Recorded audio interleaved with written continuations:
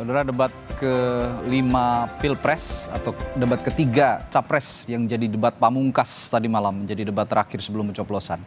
Tema debat soal kesejahteraan sosial, kebudayaan, pendidikan, teknologi informasi, kesehatan, ketenagakerjaan, sumber daya manusia, dan inklusi menjadi sorotan. Karena berjalan berbeda dari yang sebelumnya. Terlihat lebih landai dan tanpa ada saling serang dan cenderung bertahan begitu. Apakah ini strategi politik masing-masing pasangan calon dan siapa yang diunggulkan atau siapa yang menonjol dalam debat kali ini? Pagi ini kita akan bahas dengan sejumlah narasumber. Di antaranya di studio ada Zulfikar Amir, juru bicara Timnas Amin. Selamat pagi, Mas Zulfikar. Selamat pagi, Mas Adi. Dan juga Putri Komarudin, juru bicara Tim Kampanye Nasional Prabowo Gibran. Selamat pagi, Put. Selamat pagi, Mas Adi. Assalamualaikum warahmatullahi wabarakatuh. Assalamualaikum warahmatullahi wabarakatuh. Dan melalui sambungan Zoom, melalui virtual ada Sekretaris Eksekutif TPN Ganjar Mahfud Heru Dewanto dan pengamat komunikasi politik Universitas Brawijaya Malang Anang Sujoko. Selamat pagi, Bapak-bapak. Selamat pagi, Mas. Oke. Selamat pagi. Ya, saya minta komentar dulu dari Mas Zulfikar dulu deh. Ya. Kok kayaknya adem gitu ya tadi malam ya? Ya, Jadi kayaknya betul, banyak yang betul, bilang betul. gitu, adem kayaknya di bawah pohon rindang, jadi nggak panas-panasan gitu. Ada apa sih sebenarnya dengan Mas Anies yang biasanya ofensif sekali kok tadi malam kelihatannya agak tenang begitu, agak apa ya, agak dijaga kalimatnya gitu. Mas Radi familiar nggak dengan istilah 3 babak? Oke. Dalam penulisan drama atau film cerita itu biasanya ada satu format yang disebut 3 babak. Babak pertama itu introduksi, babak kedua tensi, babak ketiga closure. Oke. Jadi kita mengikuti pola itu sebenarnya. Tapi bukan anti klimaks ya? Bukan anti klimaks, klimaksnya udah lewat. Oke. Ya kan kemarin kan. Dan kita melihat bahwa topik terakhir itu adalah topik paling penting dari seluruh topik debat yang kita lakukan selama ini gitu. Karena ini adalah alasan kenapa kita mendirikan Republik Indonesia. Yaitu untuk menciptakan masyarakat dan bangsa yang sejahtera. Dan kesejahteraan sosial itu adalah cita-cita dari pendiri bangsa. Dan karena itu kita ingin agar pembicaraan mengenai kesejahteraan sosial, baik itu pendidikan, kesehatan, lapangan pekerjaan, inklusivitas dan sebagainya itu dibicarakan dalam suasana yang adem. Ya kan? Dan kita ingin memaparkan data selengkap mungkin sehingga masyarakat dan para pemilih itu bisa menilai secara objektif apa-apa yang menjadi permasalahan selama ini, seperti yang dipaparkan oleh Pak Anies di dalam openingnya, di mana ketimpangan sosial itu adalah salah satu masalah fundamental yang harus diselesaikan dan selama ini masih sering diabaikan. Dan bagaimana caranya agar ketimpangan sosial ini itu bisa dikurangi melalui berbagai program-program yang ditawarkan oleh pasangan Anies Baswedan dan Muhaimin Iskandar. Oke, jadi bukan karena pada saat debat sebelumnya ada sepertinya penurunan elektabilitas karena menyerang itu tadi? Sebenarnya tidak. Jadi ya tentu kita melihat efek itu juga ya. Selalu ada proses yang bersifat dinamis di situ. Tetapi 5 set debat ini sebenarnya kita sudah rencanakan dengan baik dan di mana setiap setiap topik itu kita persiapkan, baik itu datanya, baik itu wacananya, baik itu solusinya, sekaligus juga nuansanya gitu. Nah, itu yang menjadi bagian dari strategi kita sehingga apa yang kita lihat tadi malam itu adalah konklusi dari seluruh proses yang telah kita siapkan selama 2 bulan sebelumnya. Oke, Put, jadi kalau tadi Mas Zulfikar bilang ini temanya juga harus diutarakan dengan membumi gitu, dengan hati-hati karena soal kesejahteraan sosial. Menurut Putri sama halnya dengan yang Mas Zulfikar utarakan? Adem gara-gara temanya nih kayaknya. Kalau Pak Prabowo emang dari awal kan selalu bawaannya adem ya. Jadi beliau kan posisinya selalu bertahan gitu menghadapi serangan-serangan dari paslon yang lain. Dan yang pertama sebenarnya kemarin kita sangat mengapresiasi bahwa Pak Prabowo itu melakukan komparasi atau meminta pendapat dari paslon yang lain terkait dengan program yang kita usung, yaitu program makan siang dan susu gratis misalnya, atau untuk kesejahteraan guru dan lain-lainnya. Karena memang ini kan semangat rekonsiliasi yang beliau kedepankan kemarin kan. Kita lihat juga pada saat closing statement beliau meminta maaf kepada seluruh pihak yang terlibat, termasuk kepada paslon lain, termasuk kepada penyelenggara pemilu terkait dengan kesalahan kata ataupun perbuatan selama proses karena kemarin kan debat terakhir. Jadi di sini beliau menunjukkan posisi beliau yang memang adalah sebuah negara, ada seorang negarawan dan memang ini menjadi salah satu hal yang sangat penting bagi seorang pemimpin itu untuk bisa mengakui bahwa kita pun akan ada kalanya bisa salah gitu. Jadi sebagai generasi muda saya sangat mengapresiasi apa yang Pak Prabowo lakukan semalam, dan saya sangat berharap karena kemarin debatnya sudah dipertunjukkan dengan begitu aman, damai, sejahtera, dan relatif semua paslon bisa menyampaikan program dan visi misinya dengan baik. Jadi kita bisa menjaga sisa waktu kampanye ini dengan iklim yang relatif lebih damai, sehingga nanti pada tanggal 14 pencoblosan itu masyarakat bisa mencoblos sesuai dengan hati nuraninya, seperti yang disampaikan oleh Pak Prabowo juga. Saya juga mencatat semangat rekonsiliasi yang kamu bilang tadi, Bud, soal Pak Prabowo mengatakan nanti setelah saya terpilih begitu, yang nggak milih saya juga akan saya rangkul, begitu kira-kira. Itu semangat rekonsiliasi yang sepertinya diutarakan oleh Pak Prabowo tadi malam pada saat konklusi atau menyampaikan closing statementnya. Saya akan ke Pak Heru ya, Pak Heru. Tapi yang saya lihat agak lain ini dari Mas Ganjar semalam. Ada, meskipun tidak cenderung ofensif begitu, tapi ada kalimat-kalimat sindiran begitu yang juga cukup menohok. Saya lihat pada saat closing statement, mulai dari berbicara soal kepentingan keluarga dan segala macam. Apakah ini juga merupakan strategi di saat debat adem-adem saja begitu, ketika closing statement justru ada pernyataan-pernyataan yang menohok, Mas Heru?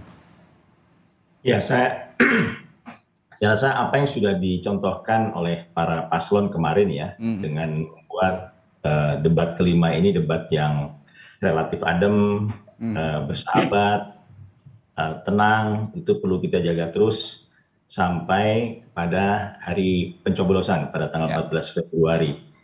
Jadi suasana yang baik perlu kita jaga sampai akhir. Nah, pada saat closing sebetulnya Mas Ganjar hanya ingin menyampaikan 3 pesan, sekaligus juga janjinya, yaitu taat kepada Tuhan, benar patuh pada hukum, dan setia kepada rakyat. Nah, gambarannya apa yang disampaikan pada closing tersebut, bagaimana kita, kemudian Mas Ganjar dan Pak Mahfud mengajak agar kita bersama-sama bergotong royong menuju Indonesia unggul. Dan tidak lupa pula saya rasa Mas Ganjar juga menyampaikan terima kasih atas titipan harapan dari masyarakat selama Mas Ganjar berkeliling lebih dari 3.000 titik di seluruh Indonesia, di mana Mas Ganjar menerima titipan harapan di pundaknya dan juga pundak Pak Mahfud, dan itu yang akan dibawa Mas Ganjar apabila nanti terpilih menjadi pemimpin negara ini. Baik, saya ke Mas Anang. Oke lah, tadi malam itu debatnya secara show gitu ya, kalau kita lihat. Kalau kita yang nonton biasanya pengennya yang rame-rame, tapi tadi malam ya cukup cukup sejuk gitu ya debatnya, karena mengeluarkan statement yang dijaga begitu, kalimat-kalimat yang dijaga. Tapi begini Mas Anang, secara substansi apakah masing-masing paslon tadi malam yang berdebat ini sudah mengutarakan visi misinya dengan baik di tema yang didebatkan tadi malam, dan bagaimana efeknya terhadap keterpilihan mereka nanti di 14 Februari? Ya, baik. Terima kasih Mas dan juga Bapak, Ibu atau Mas Mbak yang ada di studio. Ya, terkait masalah visi misi, saya kira semuanya sudah terpenuhi ya. Karena bagaimanapun juga itu kan sudah disiapkan secara matang oleh tim sukses masing-masing di belakang kan.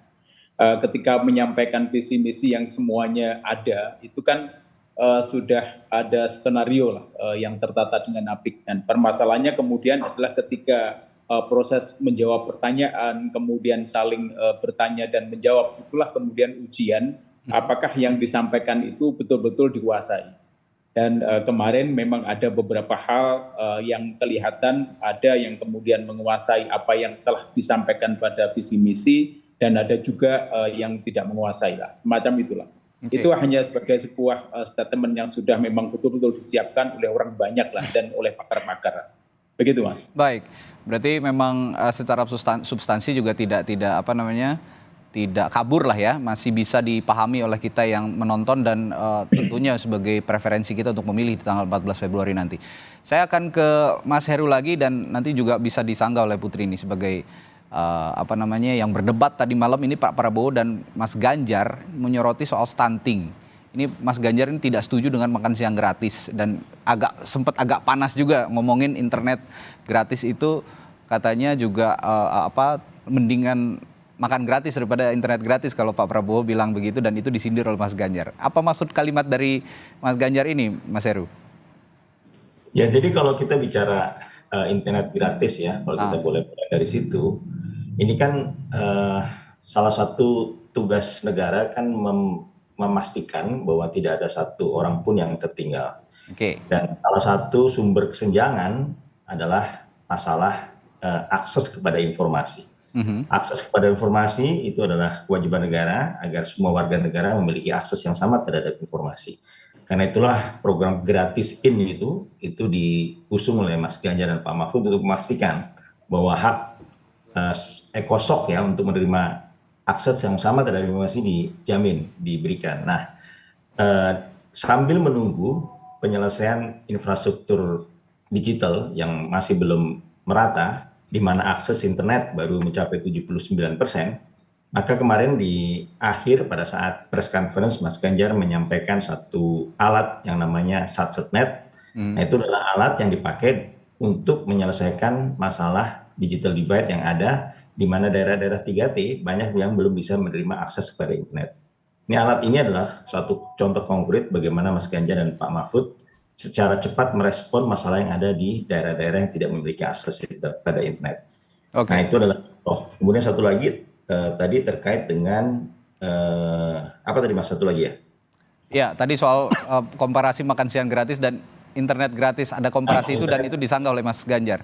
Ya, kalau internet itu, kalau kemudian satu lagi saya ingat mengenai stunting ya. Stunting, saya rasa Mas Ganjar menjelaskan bahwa bagaimana mengatasi stunting itu adalah justru pada saat ibu-ibu ini sedang hamil gitu ya, dimulai dari saat menikah, sebelum menikah itu sudah diberikan penyuluhan mengenai pernikahan itu sendiri, kemudian bagaimana ibu hamil itu dijaga kesehatannya sehingga anak-anak yang lahir nanti tidak stunting.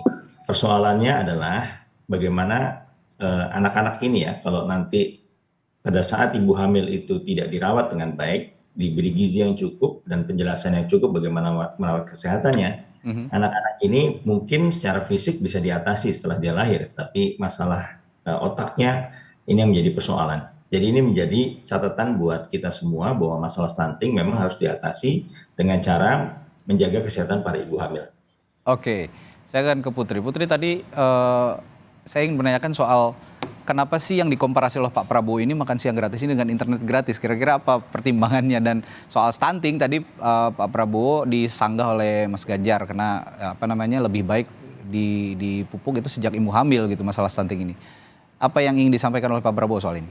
Ya, pertama soal komparasi itu kan sebenarnya kita hanya menanggapi apa yang waktu beberapa bulan yang lalu itu pernah diangkat oleh Paslon 03. Jadi yang pertama kali mengangkat soal perbandingan antara program internet gratis dan makan siang dan susu gratis ini 03, makanya kita mau melanjutkan di forum debat kemarin supaya Pak Ganjar bisa menyampaikan sendiri gitu. Kenapa menurut beliau programnya beliau lebih baik daripada program Pak Prabowo. Kan itu intinya debat kan sebenarnya kan untuk bisa mengungkapkan apa yang selama ini belum didalami terkait dengan paslon dan terkait dengan program kerja dari masing-masing paslon. Itu yang pertama. Terus yang kedua, kalau soal yang Pak Ganjar sampaikan, yang paling penting adalah meningkatkan gizi untuk ibu hamilnya, toh itu memang sudah masuk dalam paketan program makan siang dan susu gratis ini. Jadi di dalam situ ada juga peningkatan gizi untuk ibu hamil.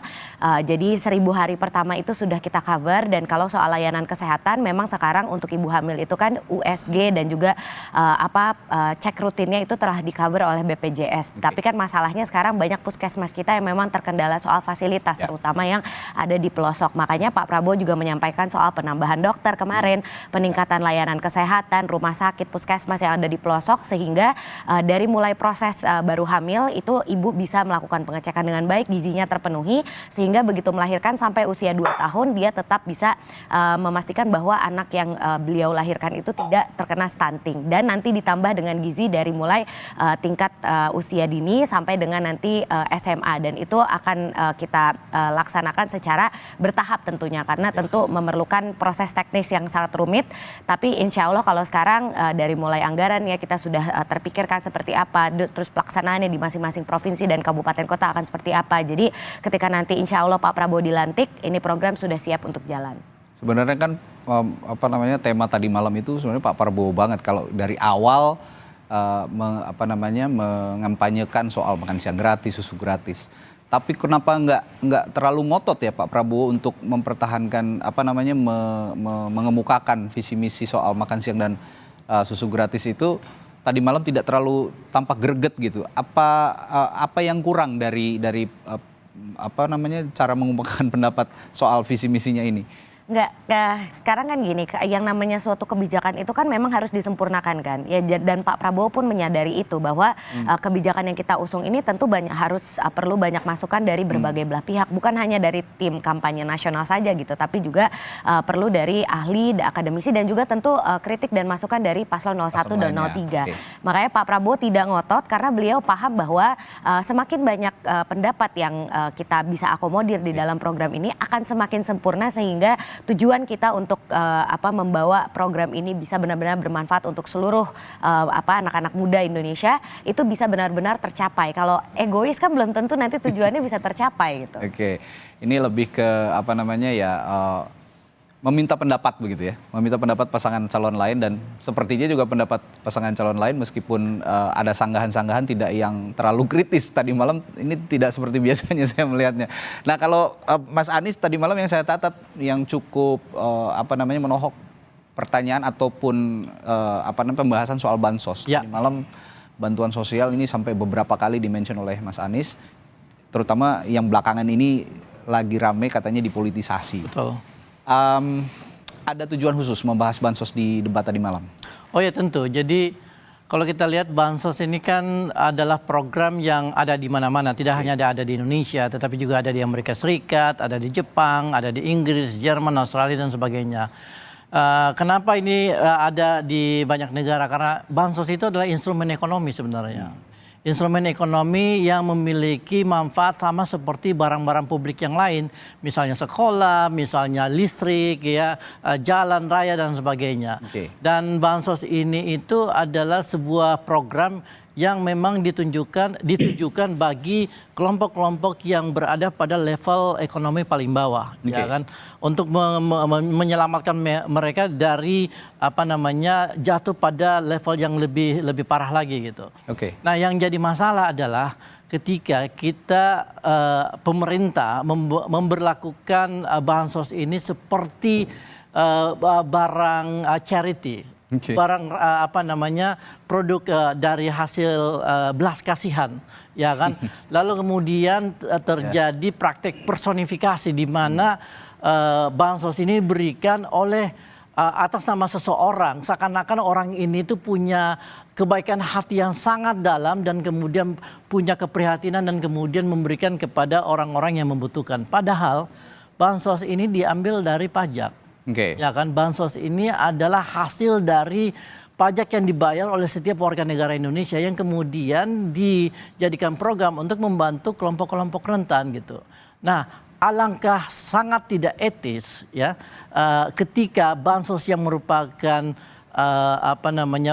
hasil dari pajak itu dipakai untuk memberi keuntungan politik terhadap orang tertentu yang mempersonifikasi program bansos ini untuk mendapatkan keuntungan politik. Okay. Nah, itulah yang terjadi selama 2 minggu terakhir dan akan dilakukan dan sedang dilakukan oleh pemerintah sekarang, ya ini Pak Joko Widodo. Okay. Jadi ini adalah sebuah bentuk kebijakan yang sangat tidak etis karena dia memanfaatkan program yang datang dari keringat warga Indonesia untuk dalam membayar pajak lalu kemudian dipersonifikasi untuk mendapatkan keuntungan politik. Okay. Ini yang harus dihindari dan ini yang sebenarnya dikritik oleh Pak Anies karena bansos itulah hak masyarakat. Ya kan, hak yang harus dipenuhi bukan karena kepentingan dari pemberi, tetapi karena kebutuhan dari yang diberi. Gitu. Oke, saya lagi-lagi harus membenturkan masalah ini ke timnya Pak Prabowo karena betul. Soal bansos yang dipolitisasi ini sangat lekat.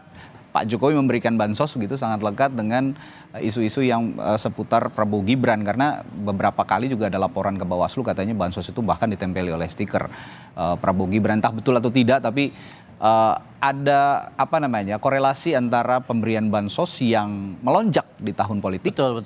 Ketika sebelumnya justru di masa pandemi saja tidak itu dia. semasif ini begitu pemberiannya. Tapi tahan dulu Mas Zulfikar. Nanti saya akan tanya juga ke Putri soal bansos ini.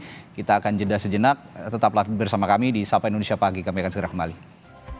Tadi sebelum jeda saya bahas soal bantuan sosial yang juga mengemuka di debat calon presiden tadi malam. Yang sepertinya akhir-akhir ini juga jadi pembicaraan publik karena bansos dinilai dipolitisasi di tahun politik dibandingkan bahkan di masa pandemi yang anggarannya jauh lebih melonjak di tahun politik. Tadi saya sepertinya Mas Zulfikar akan ada respons soal ini. Dan tapi yang saya sayangkan kenapa nggak ditekan terus soal ini? Kalau memang itu benar diduga dipolitisasi, kenapa tidak ditanyakan terus? Dikonfirmasi lah setidaknya kepada ada time limit juga dan tentu ada beberapa isu-isu yang mungkin lebih penting untuk diutarakan dibanding ini gitu. Tetapi ada satu poin yang tadi Mas Radi sebutkan bahwa adalah sangat ironis ketika ketika bansos pada saat sekarang itu diberikan jauh lebih besar daripada bansos pada masa pandemi. Dan ini sebenarnya sangat menyakitkan Mas Radi dan mungkin warga Indonesia masih ingat bagaimana Pak Jokowi itu mengambil keputusan untuk tidak men-lockdown Jakarta untuk menyelamatkan ribuan nyawa warga Indonesia dari ancaman pandemi pada saat itu dan alasannya karena tidak ada dana yang cukup padahal cuma sekitar 50 sampai 100 triliun ya. Nah, sekarang ketika kepentingan dari anak Pak Joko Widodo itu menjadi sangat krusial, beliau mengambil keputusan untuk menggelontorkan ratusan triliun untuk dana bansos tahun ini yang sebenarnya itu timingnya juga tidak pas gitu ya. Jadi kita bisa melihat secara gamblang bagaimana bansos ini dijadikan instrumen politik oleh Pak Jokowi untuk memenangkan anak beliau gitu dan ini sangat-sangat tidak etis karena sebagai seorang pemimpin negara, sebagai seorang presiden republik ini dia mestinya mengedepankan kepentingan seluruh bangsa gitu, bukan kepentingan anak dan keluarganya. Baik, bagaimana Anda menjawab ini, Put? Karena ada tudingan politisasi bansos di tahun politik, bahkan lebih besar anggarannya katanya dibandingkan era pada masa pandemi. Ya, yang pertama bansos itu kan memang keputusan politik gitu yang ditetapkan oleh pemerintah bersama dengan DPR melalui Badan Anggaran. Jadi Paslon 01 partai-partainya juga semuanya menyetujui ketika anggaran terkait dengan Perlinsos ini dibahas di rancangan APBN tahun yang sekarang 2024 ini yang dibahas tahun lalu. Itu yang pertama. Jadi kalau dibilang politisasi bansos itu memang keputusan politik dari pemerintah dan DPR. Yang kedua, kalau misalnya dibilang ada personifikasi dari bansos. Kemarin yang soal tadi Mas Radi sampaikan beras di stikerin itu kan sudah dibuktikan bahwa itu hoax. Ada pihak-pihak tertentu yang ingin memframing bahwa bantuan sosial ini dimobilisasi untuk kepentingan paslon tertentu. Dalam hal ini yang tertuduh adalah paslon kami kan karena ada Mas Gibran di situ. Jadi itu sudah terbukti hoax dan ini membuktikan bahwa banyak sekali pihak-pihak yang ingin mendegradasi survei kami yang memang sudah alhamdulillah hampir mencapai 50%. Jadi ini memang sudah sebuah konsekuensi dari menjadi pasangan yang paling leading di dalam kampanye yang tahun 2024 ini. Yang ketiga, kalau soal data dari penerima bansos itu sendiri, kita juga tahu kalau PKH, program Keluarga Harapan, kartu sembako itu adanya di Kementerian Sosial. Paslon yang diusung oleh Pak Heru kan dalam hal itu Menteri Sosialnya Bu Risma adalah kader PDIP. Jadi kan di sini juga kita bisa melihat bahwa beliau itu selalu terlibat gitu dalam hal proses pendataan, pemutakhiran data dari tingkat kelurahan desa sampai dengan Dinas Sosial dan Kementerian Sosial pada akhirnya gitu untuk penerima bansos ini. Jadi beliau selama ini sudah memonitor selama menjadi menteri dan sampai dengan hari ini saya yakin beliau juga masih mencoba mengevaluasi supaya bansos ini bisa lebih tepat sasaran. Dan ini kan keluhan yang seringkali kita temukan juga. Saya sebagai anggota DPR setiap datang ke lapangan pasti keluhannya selalu satu, di mana banyak masyarakat yang dari kelas menengah ke atas itu malah menerima bansos, tapi yang kalangan menengah ke bawah apalagi yang sudah sepuh tidak terdata dengan baik itu malah tidak dapat bansos apapun gitu. Makanya kan pemerintah selalu memutakhirkan lagi program bantuan sosialnya. Kemarin ditambah bantuan beras juga yang menggunakan data agregat dari data PNM, penerima kredit Mekar, terus dari data BKKBN juga, dari data program Keluarga Harapan. Kenapa? Supaya bantuan beras ini yang diberikan dengan data P3KE, pensasaran percepatan pengentasan kemiskinan ekstrim ini, itu bisa mensasar keluarga-keluarga ataupun pihak-pihak yang selama ini terlewatkan oleh bansos yang rutin seperti PKH dan kartu sembako. Jadi kan ini sebenarnya pemerintah juga terus berusaha meningkatkan kapasitasnya gitu kan untuk memberikan bantalan sosial. Jadi kalau misalnya tadi Pak Zulfikar menyampaikan semestinya ini tidak dipolitisasi dan tidak menggunakan ini untuk membeli suara masyarakat misalnya, coba aja disampaikan kepada masyarakat apakah mau karena pemilu program ini malah dihentikan gitu kan. Ini kan haknya masyarakat, ya masa kita potong. Bukan soal masyarakatnya Mbak Putri, tapi kita bisa melihat bagaimana Pak Jokowi sendiri menghabiskan 1 minggu untuk melakukan penyaluran bansos secara pribadi gitu ke tempat-tempat yang dia membutuhkan suara gitu. Jadi ini banyak di Jawa Tengah malah. Betul sekali. Jadi ini Jawa Tengah ini basisnya gitu, Mbak Putri kan. Mas Ganjar justru. Ya kan. Padahal ini adalah tugasnya Kementerian Sosial dan lebih penting lagi mestinya pemberian bansos ini dilakukan oleh para pegawai-pegawai kementerian pada level bawah, bukan tugasnya presiden. Bukan tugasnya presiden datang ke kampung-kampung memberikan bansos secara langsung pribadi untuk menunjukkan bahwa ini dari saya loh. Ya, walaupun tidak disebutkan secara eksplisit. Anda mau mengatakan kalau kata Putri tadi bansos itu memang produk politik begitu, dibahas di tetapi DPR. Kita tahu ada data menunjukkan bagaimana Pak Jokowi itu meminta setiap kementerian itu mengalokasikan sekitar 5% dari budget mereka yang tersisa untuk diarahkan ke bansos. Gitu. Ya kan. Nah ini saya mengelaborasi juga apa yang dikatakan Putri dan juga Pak Zulfikar ke Mas Heru.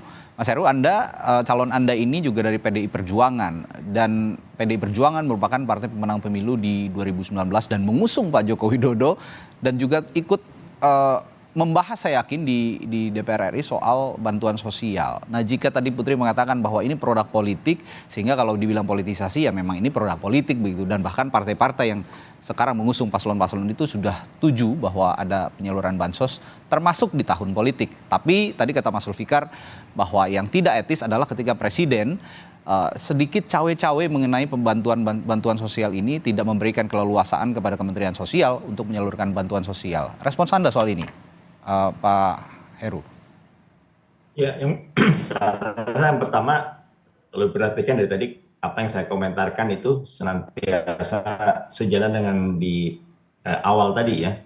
Saya ingin menjaga atau kami ingin menjaga ya mood dari debat terakhir kemarin yang bersahabat, tenang, adem sampai nanti ke pemilu yang akan datang ya. Yang kedua, kalau terkait dengan bansos, saya rasa pertama ya kita menghormati betul yang namanya Pak Presiden Jokowi, dan yang kedua bahwa bansos ini bagi Mas Ganjar dan Pak Mahfud sudah jelas posisinya bahwa kita akan melanjutkan, menambah, jadi bahasanya pasti dilanjutkan, pasti ditambah, dan pasti lebih tepat sasaran. Jadi isunya adalah bagaimana membuatnya lebih tepat sasaran. Ini masalah data, karena itulah program KTP Sakti itu salah satu cara kita untuk mendapatkan satu data yang memungkinkan kita mengidentifikasi secara jelas kebutuhan dari masing-masing pihak itu apa, dan di sanalah pemberian bansos menjadi tepat sasaran.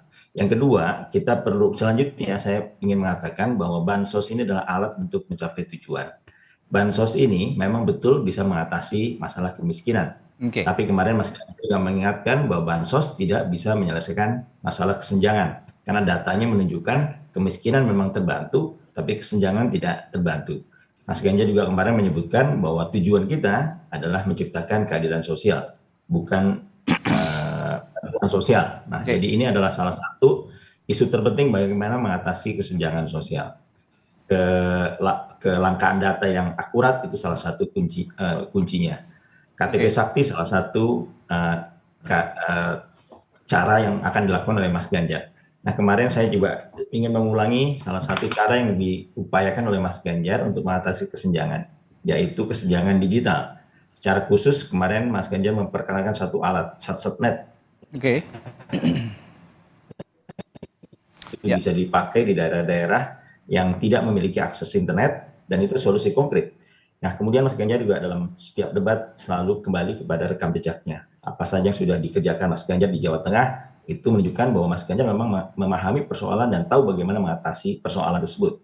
Kemarin juga terkait dengan apa yang dilakukan dengan Mas Ganjar di daerah, itu terkait dengan penurunan angka kemiskinan, kemudian ada program-program listrik gratis, stimulan rumah tidak layak huni, tuku lemah ento umah, dan seterusnya. Itulah program-program rekam jejak yang disampaikan Mas Ganjar, sehingga apabila nanti Mas Ganjar bisa memimpin atau diberi kesempatan untuk memimpin Republik ini, apa-apa yang sudah dikerjakan di Provinsi Jawa Tengah itu akan dibawa ke tingkat nasional. Oke, saya ke Pak Anang. Pak Anang, soal topik bansos ini sepertinya memang paling seksi kalau dibicarakan di debat, tapi tadi malam tidak muncul perdebatan yang terlalu tajam begitu soal bansos ini. Pertanyaan saya begini, apakah bantuan sosial ini jika memang dibahas dalam debat tadi malam dengan format yang kita saksikan sama-sama tadi malam, sama-sama bisa mencuri perhatian publik dan dampak politiknya bagi masing-masing paslon dalam konteks elektoral? Seperti apa Pak Anang? Ya, oke, terima kasih. Ya, tadi beberapa saat saya menyaksikan debat kelima ini versi kedua ini. Jadi versi tim sukses ini ya, saya memperhatikan ini ya. Saya melihat begini. Jadi dalam debat terakhir kemarin itu ada beberapa hal yang ingin saya sorotin dulu ya. Selain nanti topik terkait masalah bansos. Yang pertama ada penguatan citra. Nah, penguatan citra itu ada di 03. Jadi lebih bicara ada pemikiran kritisnya, kemudian ada keberaniannya, dan juga ada pemikiran yang strategik, itu ada di 03. Tetapi kemudian ketika kita bergeser kepada 02, itu ada koreksi citra. Jadi koreksi citra, jadi ingin mengoreksi citra-citra yang terdahulu, misalkan yang emosional, kemudian yang tidak respect, atau kadang-kadang ada kata-kata atas koreksi dari 02 itu yang tidak etis ya. Itu terbangun di sana. Dan yang 01, kalau tadi Mas Zulfikar mengatakan ada sebuah tahap stage yang ketiga, ya patut diakuilah ini adalah sebuah anti klimaks. Saya tidak tahu apa yang ada di belakang, tetapi ini ada sebuah perubahan strategi antara 01 dan 02. 01-nya bermain adem, 02-nya kemudian di-setel menerima apa adanya. Jadi istilahnya kemudian menampung apa aja yang kemudian menjadi masukan dari 01 maupun 03. Saya khawatir Mbak Putri, ini adalah upaya dalam rangka untuk tidak memancing 02 ini tidak emosional. Jadi kalau nanti 02 dibiarkan dengan tidak skenario tadi malam, saya mengkhawatirkan nanti 02 atau Pak Prabowo itu kemudian bisa terpancing untuk emosional atau bahkan menari-nari di panggungnya, semacam itu. Baik. Ya. Dan untuk terkait masalah bansos ini, Mas, saya menarik. Jadi dalam perspektif komunikasi politik itu bicara pada apa yang dilakukan sekarang itu tidak terlepas dari apa yang telah dilakukan dan rangkaian yang telah terjadi sebelumnya. Andekan, saya mengatakan andekan Gibran bukan sebagai calon wakil presiden, andekan Pak Prabowo tidak mengatakan akan cawe-cawe, andekan Pak Prabowo kemudian tidak mengumpulkan beberapa ketua partai politik, mungkin bansos kali ini tidak akan diributkan. Ini ketika kita bicara pada bansos yang dilakukan Pak Jokowi ini kan karena rangkaian peristiwa-peristiwa sebelumnya yang dilakukan Pak Jokowi itu kan penuh kontroversi. Ya, nah inilah sehingga kalau saya katakan bansos saat ini sebetulnya lebih berbicara kepada politis. Meskipun tadi dikatakan politis, tapi politis pada saat ini tidak terjadi pada konteks ruang dan waktu yang tepat. Karena di era pada kontestasi Pilpres, di mana ada keberpihakan di situ. Sehingga proses ini yang harusnya kemudian dikoreksi oleh petinggi negeri ini sebagai bagian dari upaya kemudian mendistribusikan dengan mengoptimalkan aparatur negara yang ada di bawah dan terlepas dari kepentingan itu. Baik, Pak Anang, terakhir pertanyaan dari saya, overall dari debat yang kita saksikan tadi malam dari para capres, dari 3 capres, apakah bisa menggait suara di detik-detik terakhir menjelang pencoblosan tanggal 14 Februari nanti dan memberikan preferensi kepada pemilih, saya akan memilih 1, 2, atau 3? Ya, untuk debat kemarin saya tidak yakin atau ragu lah itu akan mengubah perilaku pemilih ya, kecuali nanti di swing voter, tetapi prosesnya bukan pada saat menonton atau setelah menonton, tetapi ketika cuplikan-cuplikan itu kemudian direproduksi masuk kepada konten-konten di media sosial. Nah, inilah yang kemudian kalau ada konten kreator yang bagus, kemudian akan bisa jadi adalah informasi yang bisa mempengaruhi swing voters atau undecided voters. Saya kira itu, Mas. Baik. Nanti kita akan tunggu nih setelah, biasanya kan kalau sebelum debat ada isu-isu politik yang hangat begitu lalu diangkat di dalam debat. Tapi sekarang debatnya sudah tidak ada dan berakhir dengan adem begitu ya, dengan sejuk. Sepertinya tidak akan ada lagi debat yang lanjutan nantinya. Nanti kita akan nantikan juga, publik akan menanti masing-masing tim ses dan juga capres-cawapres akan membuat isu yang hangat apalagi seputar pemilu presiden 2024, terutama dalam upayanya untuk menarik simpati publik, menjadikan publik memiliki preferensi untuk memilih pasangan 01, 02, atau 03. Baik, terima kasih.